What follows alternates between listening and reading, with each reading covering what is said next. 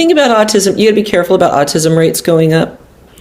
Part of that is more attention to it and understanding it better. So a lot of people who were never diagnosed are now getting diagnosed.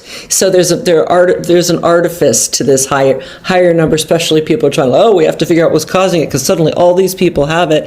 And I think we're understanding it better, especially now that we're really owning that it's a spectrum, which is appropriate, I think. There's a huge range of people who meet certain criteria. And as you may know, there was a high percentage of women. I personally know some adult women who just found out in their 30s or 40s or whatever that they were on the spectrum. So it's a very, very common for, it's very common for women to be misdiagnosed on a number of things because of criteria that were established for men, generally. And this whole thing of presenting as, someone, and even things like ADHD, which is another kind of neurodiversity. When I was a kid, it was just all these so-called hyperactive boys.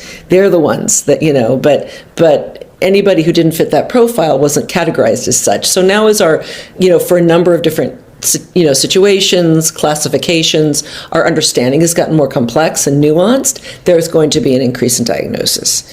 I do also think some things mimic those symptoms, like this electronic interaction and the lack of enough face-to-face real-life contact. They definitely play a role in creating a different profile of nonverbal behavior than we're used to. Do you think that there's a solution to all of this? Well, a couple solutions. First of all, is more in-person interaction and not being on devices all the time.